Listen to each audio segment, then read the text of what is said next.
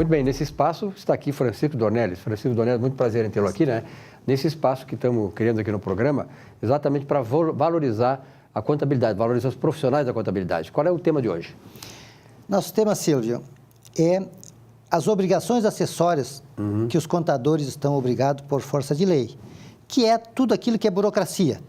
Tem a obrigação principal, que é o imposto que o contribuinte paga, mas tem a obrigação acessória, que são as informações que o contador tem que fazer. Aliás, o contador é um camarada que vive num emaranhado de burocracia. Isso, né? porque cada vez criam mais, né?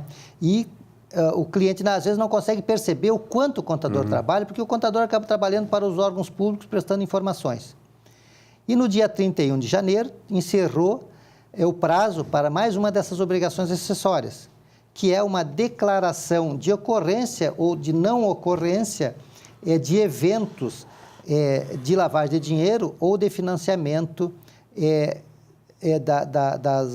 dos clientes do terrorismo, né? Financiamento de terrorismo. Quer dizer, ou lavagem de dinheiro ou financiamento de terrorismo. Então, o contador tem que dizer se ele não conheceu de alguma ação de seu cliente que, por hipótese, possa estar sendo vinculado a isso aí. Quer dizer, ele tem que ter aquela obrigação. Isso é atribuição do contador? Segundo a resolução do COAF, é do contador de alguns outros profissionais. Eles têm que, cada vez, vai vender um imóvel, vai fazer uma operação bancária, quem estiver envolvido, em especial o contador, ele tem que informar para o COAF. Olha, o meu contador fez uma operação lá, tal, e eu tenho receio que seja. Não precisa dizer que é. Tem que dizer que tem receio que seja. Da origem desses recursos, pode ser da corrupção e tal. Exato, mas ele tem uma análise subjetiva dele e perigosa. Claro. Porque ele pode até cometer uma injustiça, né, de denunciar alguma coisa. E isso foi em 2013, janeiro de 2013, que o COAF emitiu a resolução 24, estabelecendo, mas não deixa claro que o contador tem que fazer isso. Eles falam em contadoria, não é expresso dizendo que o contador tem que fazer isso aí. Nós entendemos, nós do movimento de valorização, entendemos que o contador não tem essa obrigação. E qual é o pensamento, qual é a posição das entidades que representam vocês? Aí que entra, ou que mal representam, porque o Conselho Federal da Contabilidade, que no nosso entender nos mal representa, ao invés de sair em defesa do contador, ao contrário, reforçou editando uma resolução, a malfadada resolução 1445 de 2013. Veja, o COAF criou a obrigação em janeiro e já em julho o CRC diz, não, estou de acordo com o COAF, o contador tem que fazer essa informação. E emitiu uma resolução que ainda, além de dizer que se o contador não informa é uma infração legal, agora é uma infração ética, que é algo que pesa muito mais para o contador. Imagina o contador ser processado pelo próprio órgão por ter infringido uma norma ética. E ela é contraditória, porque o contador tem um dever de sigilo, tanto penal, o artigo 154 do Código Penal diz que aquele que, por dever de ofício, tem alguma informação e que, se informada, pode prejudicar o beneficiário, o cliente, no caso, ele sofre penalidade de prisão. Ora, como é que ele vai fazer uma informação com o COAF que ele não sabe se ela é verdadeira ou não? Isso possa vir em prejuízo do cliente. Ele pode até ir preso. E o Código de Ética do contabilista também diz que, se ele quebrar esse dever de sigilo, por informação que ele detém em função da profissão, ele pode ser prejudicado. Então, como que o Código de Ética já dizia que ele tem que guardar sigilo? E agora vem uma resolução do próprio Conselho dizendo que ele é obrigado a informar os dados do cliente. A que se deve esse atrelamento? Na verdade, eu estou observando que é um certo atrelamento, uma certa maneira servil, né, dos conselhos de contabilidade em relação ao COAF. Essa expressão é muito importante. Realmente é uma operação servil. Tanto que outras profissões já têm ADINs, ações diretas de inconstitucionalidade contra essa norma. Porque é uma norma obscura, que ela não cita os profissionais dizendo que o profissional tem aquela obrigação.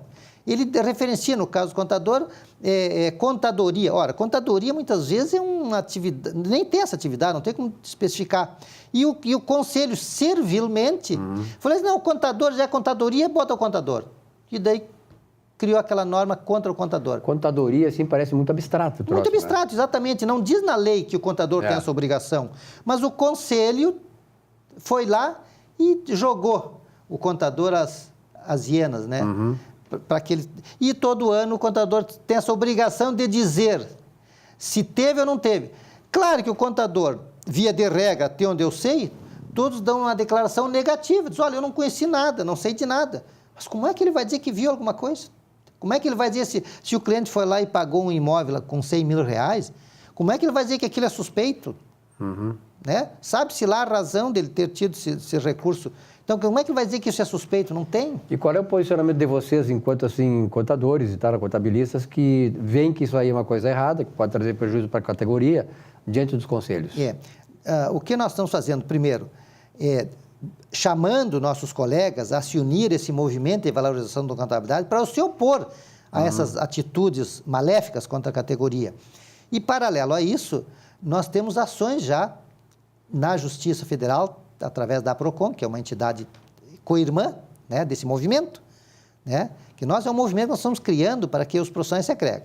Então, se entrou com uma ação na Justiça que está tramitando. Mas, como a gente sabe, isso vai ser decidido daqui a 10 anos. E nesses 10 anos, os contadores estão lá com essa penalidade de ter que... Submissos a essa norma absolutamente ilegal.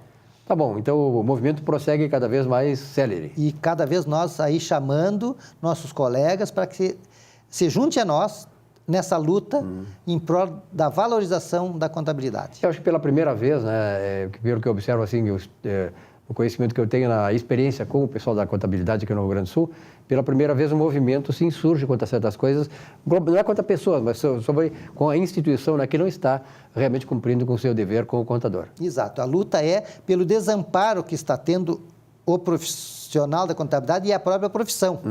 Né?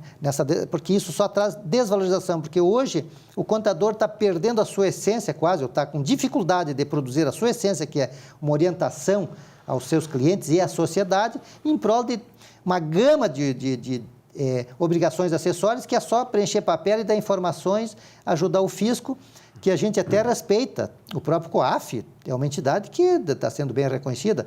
Agora, que eles façam pelos meios legais, não por meios ilegais que colocam o contador contra o seu próprio conselho, que vai criando uma contradição, porque ele está sendo induzido a quebrar o sigilo dos dados que ele tem por dever de profissão. Isso desqualifica, inclusive, a classe, né? Claro. Esse é o problema, né? Sem dúvida, porque hoje, naturalmente, a questão a relação do contador, do contabilista, do técnico, com seus clientes, é a confiança. Confiança. E dentro da confiança, a questão do sigilo. Ninguém está falando em guardar coisa errada, não, mas a confiança de que os dados a ele fornecidos são questões, né, Francisco, de princípios, né? De princípios. Doutrinas e princípios. Exatamente. Francisco, muito obrigado pela tua presença aqui. Tenho certeza, né, que os contadores e contabilistas, técnicos de contabilidade do Rio Grande do Sul, haverão de reconhecer nesse movimento algo assim que realmente veio para valorizar a categoria.